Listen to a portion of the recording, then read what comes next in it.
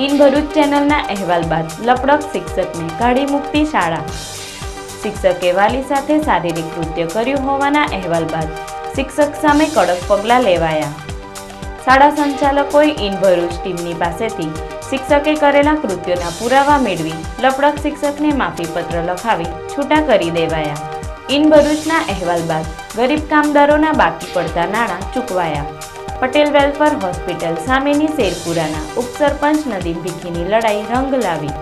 होस्पिટલના સંચાલકોએ કપચાવેલા પગાર સફાઈ કામદારોને આપવા પડ્યા હતા।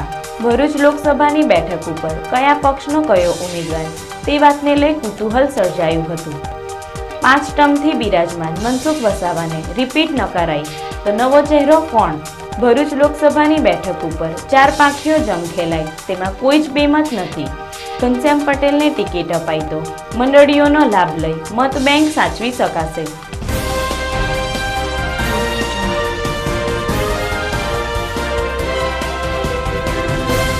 शिक्षके वाली साथे शारीरिक अड़पला कर्या होवाना अहेवाल बाद इन भरूच मीडिया समक्षथी शाळा संचालकोए माहिती तथा पुरावा मेळवी शिक्षक पासेथी माफीपत्र लखावी नौकरीमांथी काढी मूक्यो छे।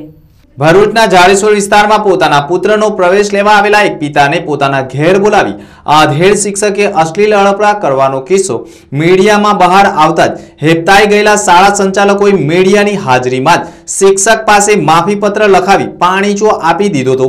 2 દિવસ પહેલા સંસ્કારનું ધામ ગણાતી એવી જાડેશ્વરની એક શાળાના શિક્ષકની માનસિક વિકૃતિ છતી થાય તેવી ઘટના બહાર આવી હતી।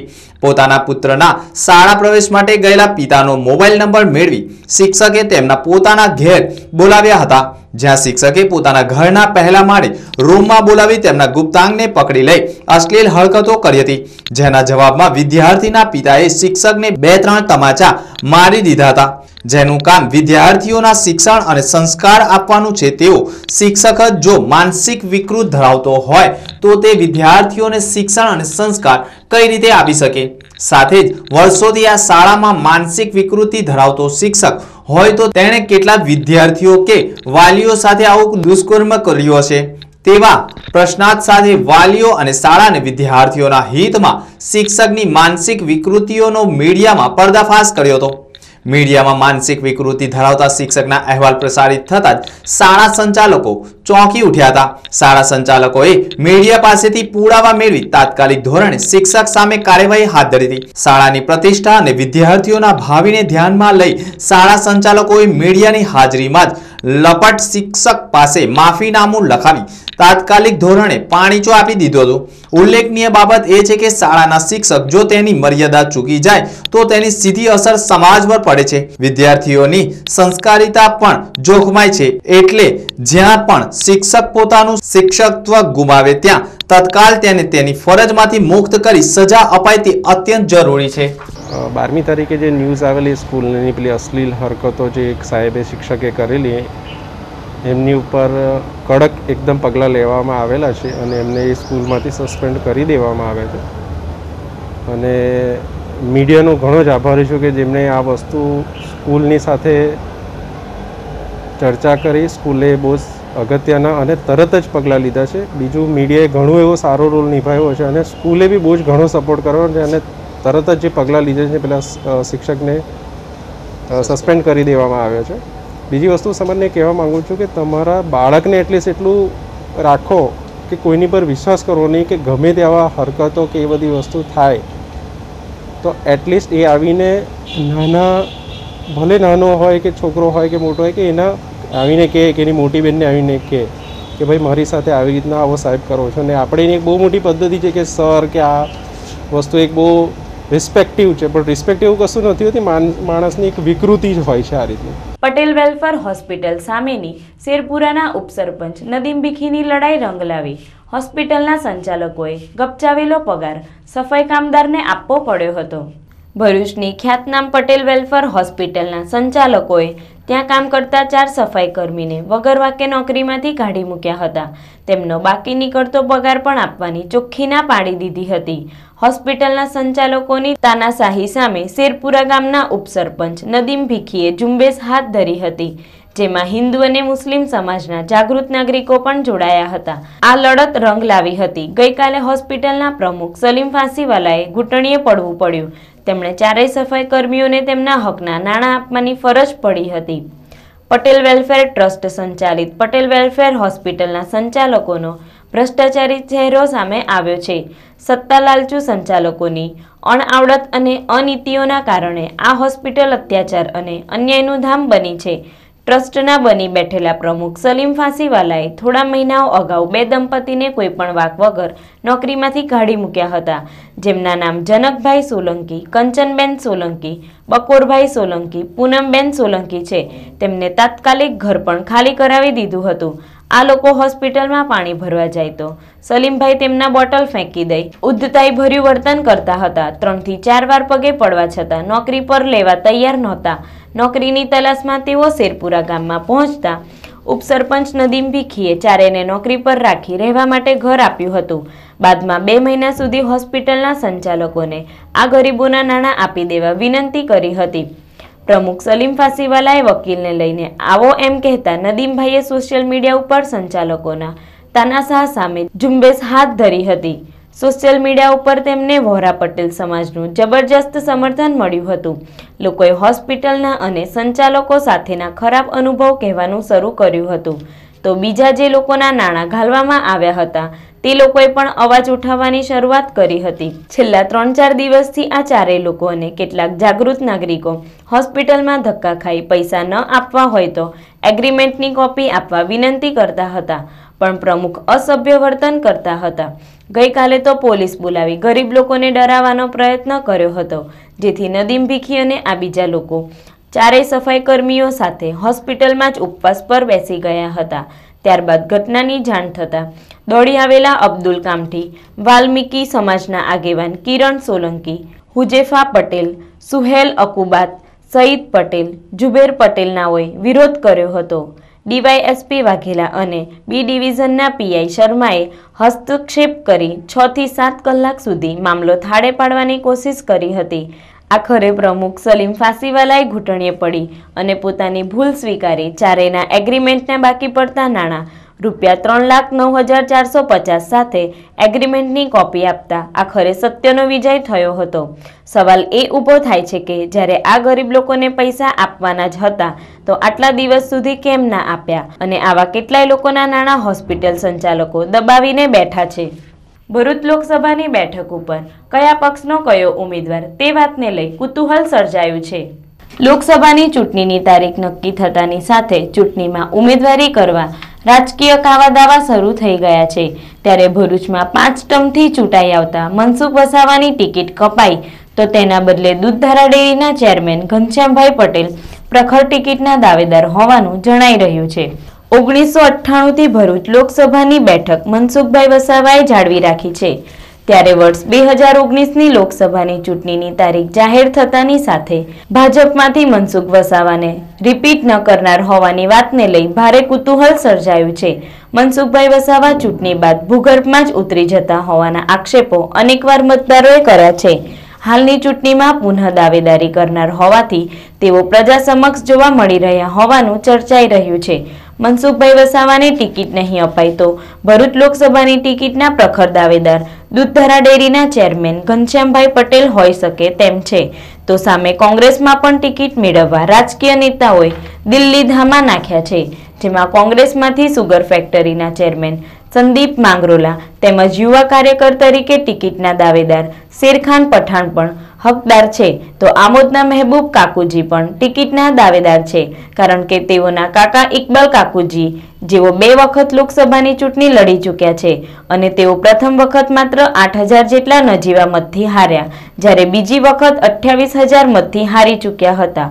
તો મહેબૂબ કાકુજીને ટિકિટ મળે તો પણ ચૂંટણીમાં રસાકસી રહી શકે. તો ઝાડેશ્વરના જયેશભાઈ પટેલ પણ લોકસભાની ચૂંટણીમાં ઝંપલાવવાના હોવાનું ચર્ચાઈ રહ્યું છે. તો આ વખતની લોકસભાની ચૂંટણીમાં બીટીપીના ઉમેદવારો પણ ચૂંટણી લડવાના મૂડમાં છે, કારણ કે 5 રાજ્યોની ચૂંટણીમાં બીટીપીના ઉમેદવારો જીત હાસિલ કરી ખાતું ખોલાવી નાખ્યું છે. તો તો જો બીટીપી પણ લોકસભાની ચૂંટણીમાં પોતાના ઉમેદવારો મેદાનમાં ઉતારશે તો આદિવાસી મત બેંક પર ભાજપને જીતવા માટે તનતોડ મહેનત કરવી પડશે તે નિશ્ચિત છે. અત્રે ઉલ્લેખનીય બાબત એ છે કે ભાજપમાં 5 ટર્મથી ચીપકી રહેલા મનસુખભાઈ વસાવાની ટિકિટ કપાઈ તો તેઓ અન્ય પક્ષમાંથી ચૂંટણી જંગમાં ઉતરશે. તો ભરૂચમાં ત્રિપાખ્યો નહીં પણ 4 પાખ્યો ચૂંટણી જંગ જામશે. તેમાં કોઈ જ બેમત નથી તેમ જણાઈ રહ્યું છે.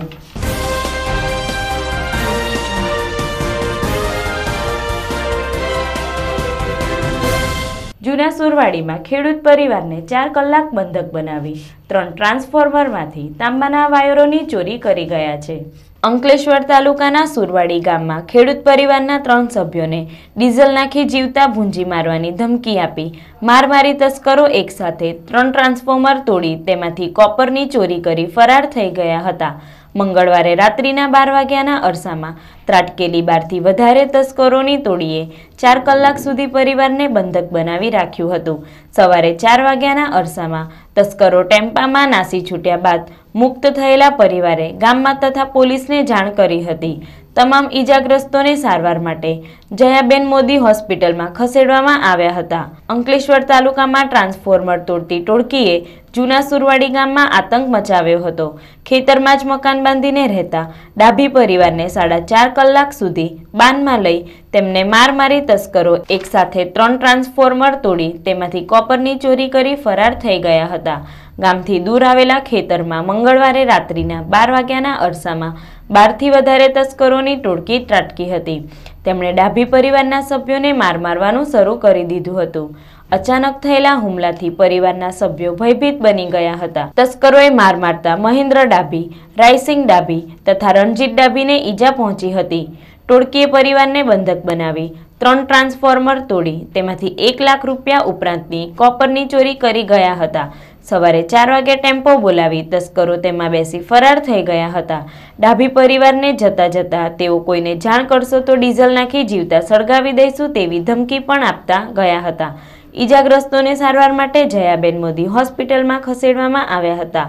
બનાવની જાણ થતાં શહેર પોલીસનો કાફલો દોડી આવ્યો હતો અને વધુ તપાસ આરંભી હતી. તો અમારે અહીંથી ડીપી હટાવી લેવી જોઈએ અને અમારી કોઈ જવાબદારી જોઈએ ને અમે જંગલ એરિયામાં રહીએ છીએ. કોઈ સેફટી તો જોઈએ ને સાહેબ. બેન પોલીસ અહીંયા આવે છે પેટ્રોલિંગમાં? કોઈ આવતું નહીં સાહેબ અહીંયા પોલીસ. પહેલાં આ કલેક્ટર આવ્યા હતા પણ કોઈ જાણ એમને કરી નહીં ને પોલીસ પણ આવી નહીં રૂબરૂ. વિજયભાઈ શું ઘટના બની કાલે? કાલે 10-15 જણા લૂંટા ડીપી ચોરવા માટે આવેલા. આવીને સીધો મારવા જ ચાલુ કરી દીધું લોકો. હમણાં 2 જણને એકને આંખમાં વાગેલું છે, એકને માથામાં વાગેલું છે. એ લોકો હમણાં હોસ્પિટલમાં છે. આટલી ગંભીર પરિસ્થિતિ છે, અહીંયા કોઈ પોલીસ કે એવું કોઈ આવે છે? પોલીસ કોઈ આવતું નહીં સાહેબ. એવું છે. હવે તમારી શું માંગણી શું છે? હવે તમારી એ જ કે હવે આ ડીપી અહીંયાથી હટાવો, નહીં તો પછી પ્રોટેક્શન આપો. આ તો એકદમ લૂંટ જ કરી એમ.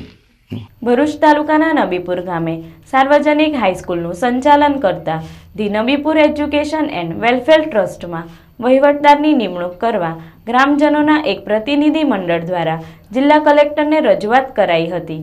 ભરૂચ તાલુકાના નબીપુર ગામે સાર્વજનિક હાઈસ્કૂલનું સંચાલન કરતા the Nabipur education and welfare ટ્રસ્ટના વહીવટદારીની નિમણૂક કરવા ગ્રામજનોના એક પ્રતિનિધિ મંડળ દ્વારા જિલ્લા કલેક્ટરને રજૂઆત કરાઈ હતી.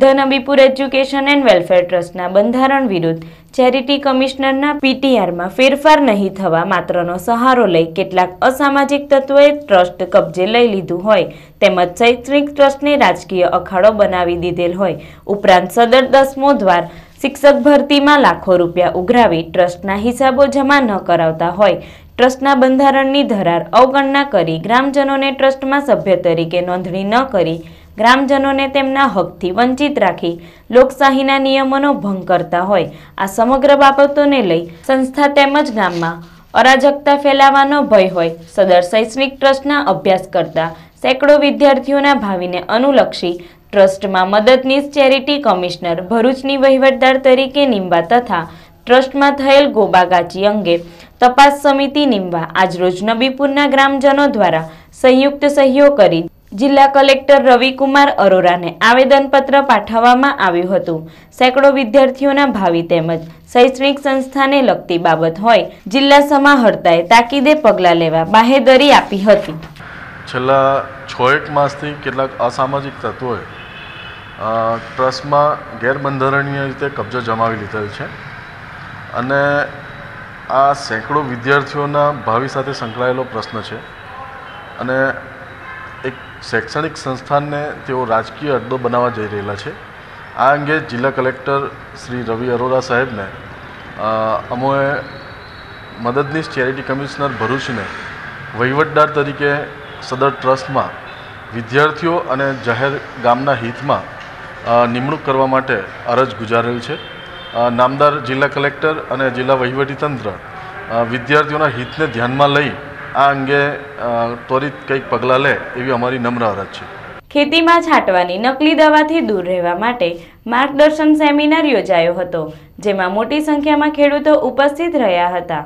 નવી દિલ્હી સ્થિત ક્રોપ લાઈફ ઇન્ડિયા દ્વારા કૃતિ ચેરિટેબલ ટ્રસ્ટ જાડેશ્વરના સહયોગથી નકલી ગેરકાયદે વેચાતા જંતુનાશકો વિરુદ્ધ ખેડૂતોની જાગૃતિનો એક કાર્યક્રમ 11મી માર્ચના રોજ આમોદ તાલુકાના સરભાણ ગામે યોજાયો હતો, જેમાં ભરૂચની એગ્રીકલ્ચર કોલેજના ડોક્ટર આર.બી. પટેલ તથા ડોક્ટર આર.આર. પટેલ સાહેબ તથા નાયબ ખેત નિયામક શ્રી ભરૂચના પ્રતિનિધિ શ્રી કે.એસ. પઢિયાર સાહેબે ઉપસ્થિત રહ્યા હતા. તેમણે ખેડૂતોને જંતુનાશકો ખરીદ કરતી વખતે જંતુનાશકના પેકેટ કે બોટલ ઉપર શું ચકાસવું તે સમજાવતા જણાવ્યું કે જંતુનાશકના પેકેટ કે બોટલ ઉપર બનાવ્યા તારીખ, એક્સપાયરી તારીખ, બેચ નંબર અને ગ્રાહક સેવા નંબર ઉપરાંત પ્રોડક્ટ રજિસ્ટર નંબર બરાબર વાંચી શકાય તેવા હોય અને પેકિંગ સીલ બંધ હોય તે જ જંતુનાશકના પેકેટ કે બોટલ અસલી હોય.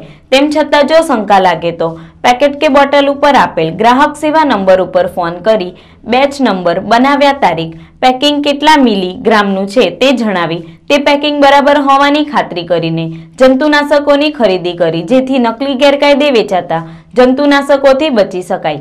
આ કાર્યક્રમમાં સૌપ્રથમ ક્રોપ લાઈફ ઇન્ડિયાના સોનીબેન મામગાઈ દ્વારા સૌને આવકાર્યા હતા. ત્યારબાદ ક્રોપ લાઈફ ઇન્ડિયાની સભ્ય 16 કંપનીઓ પૈકી રાલિસ, એફએમસી, ડુપોન્ટ, BASF જેવી કંપનીઓના નિષ્ણાંતો બકુલભાઈ, અભિજ્ઞાન, અશરફ વગેરે ઉપસ્થિત 325થી વધારે ખેડૂતોને નકલી ગેરકાયદે વેચાતા જંતુનાશકો વિરુદ્ધ ખેડૂતોની જાગૃતિ કેળવવા સમજ આપી હતી. છેલ્લે કૃતિ ચેરિટેબલ ટ્રસ્ટ જાડેશ્વરના પ્રમુખશ્રીઓનો સૌનો આભાર માનતા જણાવ્યું કે આવતા 3 માસ દરમિયાન હજી આવા નકલી ગેરકાયદે વેચાતા જંતુનાશકો વિરુદ્ધ ખેડૂતોની જાગૃતિના અનેક કાર્યક્રમો ભરૂચ અને વડોદરા જિલ્લામાં યોજવામાં આવનાર છે. તેનો ખેડૂતો વધુને વધુ લાભ લઈ નકલી ગેરકાયદે વેચાતા જંતુનાશકોથી બચે અને પોતાની ખેતીની ઉપજ અને આવક વધારે તેવી આશા વ્યક્ત કરી.